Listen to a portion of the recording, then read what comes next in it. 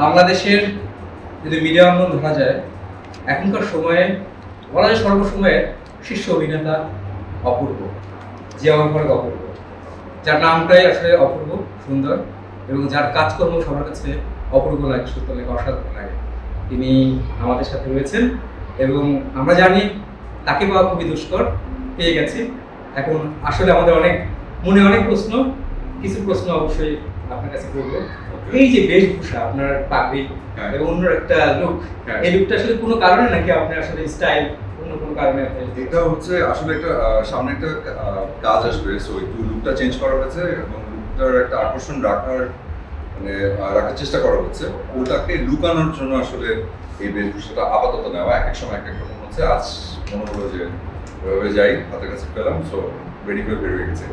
আজকে যে আয়োজনে আপনি উপস্থিত হয়েছেন, আজকে অভিনয় শিল্পী সংঘের সাধারণ সভা এবং বৈশাখী উৎসব, এই অভিনয় শিল্পী সংঘের সাধারণ সভা বৈশাখী উৎসব নিয়ে আপনার মন্তব্যটা কি, কেমন লেগেছে, কেমন হয়েছে? এখানে যেটা হয় যে আসলে সবার এটা তো একটা আসলে মিলন না, তো যেটা হয় যে সাধারণত সবার সাথে একই একটা জায়গায় বা একই ছাদের নিচে দেখা হওয়াটা খুবই বিরল একটা বিষয় আর কি। তো এই ধরনের প্রোগ্রামগুলোতে অ্যাটলিস্ট চান্স থাকে, একদম সিনিয়র থেকে শুরু করে একদম মোস্ট জুনিয়র পর্যন্ত সবার সাথে দেখা সাক্ষাৎ হয়, একটু আন্তরিকতা বাড়ে আর কি আমার কাছে মনে হয়। তো এটা খুবই একটা ভালো উদ্যোগ এবং এটা আরো বেশি বেশি হওয়া উচিত বলে আমার মনে হয়। অনেক উৎসব তো আসলে আসতে থাকে, প্রত্যেকটা উৎসবকে কেন্দ্র করেই যদি আসলে এরকম আমাদের দেখা সাক্ষাৎ হতে থাকে তাহলে আন্তরিকতাই বাড়ে। আপনার রিসেন্ট কাজ হচ্ছে শিয়া শাইনের সাথে, যেটা চলমান কি বা শেষ হয়েছে কিনা আপডেটটা? আর একটু বাকি আছে, আর 5% এর মতো বাকি, মানে অলমোস্ট শেষের দিকে আর কি। একটু এক্সপেরিয়েন্সটা একটু শেয়ার করুন। এক্সপেরিয়েন্স হচ্ছে খুবই ভালো এবং শিয়া শাইনকে নিয়ে নতুন করে বলার আসলে কিছু নেই। উনি অসম্ভব অভিজ্ঞ একজন পরিচালক এবং যথেষ্ট প্রমাণ রেখেছেন উনি বিগত প্রত্যেকটা সেক্টরে, সেটা নাটকের ক্ষেত্রে হোক, সেটা সিনেমার ক্ষেত্রে হোক, সেটা ওটিটির ক্ষেত্রে হোক, প্রত্যেকটা জায়গায় উনি ওনার ম্যাজিক দেখিয়েছেন। তো এবারও তার ব্যতিক্রম না, এবারটা নিয়ে আসলে একটু বেশি আশাবাদী আমি অ্যাজ এ পার্সন, এবং শুধু আমি না, আমার মনে হয় যে আমাদের ফুল টিম আসলে অনেক বেশি এক্সপেকটেশন আসলে এই প্রজেক্টে। তো যার কারণে আমরা সবাই মিলে প্রচণ্ড কষ্ট করছি এবং ভীষণ গরম পড়েছে, একটা হিট ওয়েভ চলছে। হিট ওয়েভের মধ্যেও আসলে আমাদের কাজ বন্ধ নেই, শুধুমাত্র এই কারণে যে একটা ভালো কাজ কোনো রকম বাধা ছাড়া এটা একদম প্রপার ওয়েতে শেষ হোক, এটার জন্য আমাদের একটা যুদ্ধ চলছে সবার নিয়ে। বুকের ভেতর আগুন, ব্রাড জাস্টিস, এবং আমার মনে হয় অনেক কাজই অপূর্বর কাজ যেগুলো রিসেন্ট সময়ে মানুষ দেখেছে। আর এই দুটো কাজ নিয়ে বা অন্য কাজ নিয়ে আপনার আসলে সারাটা কেমন রেসপন্স, কেমন মানুষ কিভাবে নিয়েছে অপূর্ব? মানুষের নিঃস্বার্থ ভালোবাসা তো আসলে শুরু থেকে পেয়ে আসছে এখন পর্যন্ত এবং এটার ব্যতিক্রম হয়নি। অনেক ভুল ত্রুটি করি, তারপরেও সেটা তোমার সুন্দর দৃষ্টিতে দর্শকরা দেখেন এবং আমাকে গ্রহণ করেন, এটা আমার জন্য অনেক বড় একটা পাওয়া এবং এই জন্য আমি তাদের কাছে কৃতজ্ঞ এবং সেই কৃতজ্ঞতা বোধের জায়গা থেকে আসলে চেষ্টা করি তাদেরকে নতুন আরো ভালো কিছু দেওয়ার। তো ওই চেষ্টাটা অব্যাহত আছে আর কি। মাঝখানে কিছু ক্রিটিক্যাল সিচুয়েশনে পড়েছিলেন, কি হয়েছে এখনকার সময় মনে হয় কি যে এই বিষয়গুলো কি এভাবে আসা উচিত নাকি এটা অন্যভাবে সমাধান হওয়া উচিত? আমার কাছে মনে হয় যে আসলে প্রত্যেকটা সমস্যার আসলে সুন্দর সমাধান আছে আমার কাছে মনে হয়, এবং যে সমাধানটা আসলে পরে হলো সেটাই আসলে শুরুতেই হয়ে যাবে, যেতে পারতো আর কি। তো ঘেটে গেছে আর কি জিনিসটা, আসলে এটা হওয়া একদমই কি বলবো, অনাকাঙ্ক্ষিত আর কি এবং দুঃখজনক আমার কাছে মনে হয়। ছোট পর্দায় অপূর্বকে কম কাজ দেখা যাচ্ছে, কারণটা কি?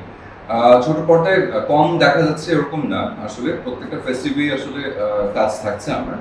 তো ইদানিংকালে চেষ্টা করছি আর একটু বিগ স্কেলে কাজ করার, সেটা নাটকের ক্ষেত্রেও একটা সময় যখন ছিল যে খুবই লো বাজেটে যখন কাজ হতো, ওখান থেকে বাজেটটা বাড়ানোর পেছনে আমি অনেক কাঠখড় পুড়িয়েছি ওই সময়। তো একটা জাম্প তখন আমরা করি পুরো ইন্ডাস্ট্রি নিয়ে।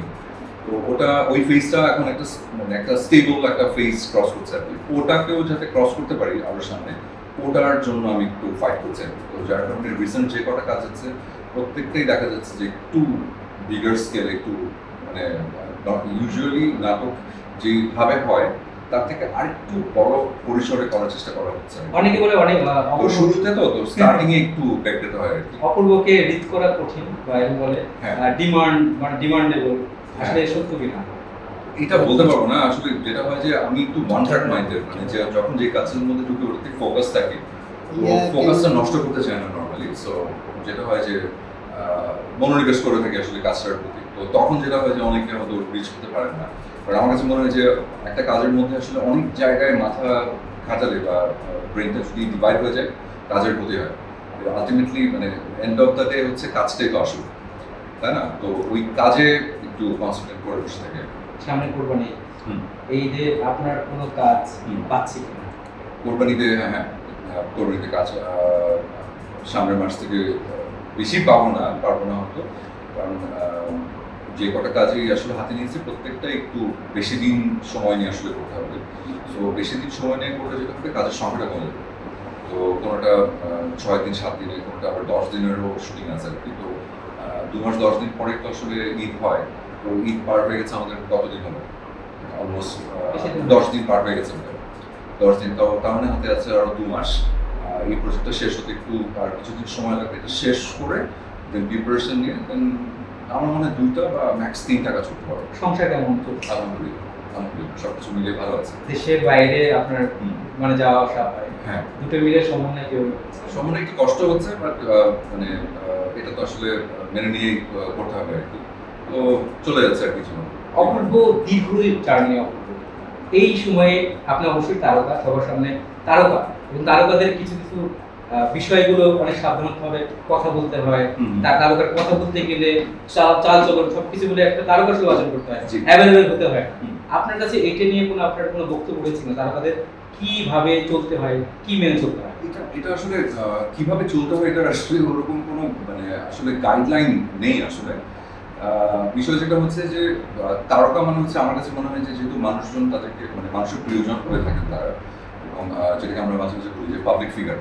তো কথাবার্তা বলার সময় আসলে এমনভাবে আসলে আমার মনে হয় যে এতটুকু মাথায় করছি যে এমন কোনো বক্তব্য দেওয়া উচিত না যে বক্তব্যে আসলে সাধারণ দর্শকরা বা যাদের ভালোবাসা পেয়ে আমরা এত দূর আসি তারা কষ্ট পেয়ে যান আমার কাছে মনে হয়। এবং একটু বুঝে এবং জেনে বলা উচিত আসলে। এবং যেমন অনেক সময় অনেক তারকাদেরকেই দেখি যে অন্যায়ের প্রতিবাদ করেন, তারা অন্যায়ের প্রতিবাদটা অবশ্যই করবেন, কিন্তু সেটা মানে আসলে পেছনের সমস্ত হিস্ট্রি জেনে সবকিছু বুঝে পার্টিকুলার মানে কোর্টটা করা উচিত আর কি আমার কাছে মনে হয়। সো না জেনে কোনো কিছু মানে থাকে না যে আন্দাজের উপরে বলে ফেলা বা কিছু, এটা আমার মনে হয় উচিত না। এবং কথার একটু লাগাম টেনে রাখা উচিত আমার মনে হয়, যাতে কেউ অন্য কেউ হার্ট না হয়ে যায়, বুঝে বলা উচিত। আপনার কলকাতার প্রজেক্টের কি অবস্থা? এটা অক্টোবরে আসবে ইনশাআল্লাহ। মানে ওটা এক্সপেরিয়েন্সটা কি বলে, যেহেতু বাংলাদেশে আপনি কাজ করছেন, ওটার এক্সপেরিয়েন্স একটা এই কাজের এক্সপিরিয়েন্স অনেকে জিজ্ঞেস করেছে যে ওখানকার শুটিং এনভায়রনমেন্টটা কেমন। একই রকম আসলে আমাদের এখানেও যথেষ্ট প্রফেশনালিজম আমাদের এখন দেখানো হয় আর কি। আমাদের ইন্ডাস্ট্রিতে যথেষ্ট প্রফেশনাল হয়েছে আমাদের পরিচালকরা, আমাদের ক্রুরা, ওদের ওখানেও সেম। তবে একটা জিনিস ওদের ওখানে যেটা ভালো লেগেছে সেটা হচ্ছে যে ওরা ভীষণ আন্তরিক তো অবশ্যই, এবং তার সাথে যেটা হচ্ছে যে যে কাজটা করছে সেই কাজটা খুব ভালো করে জানে আসলে।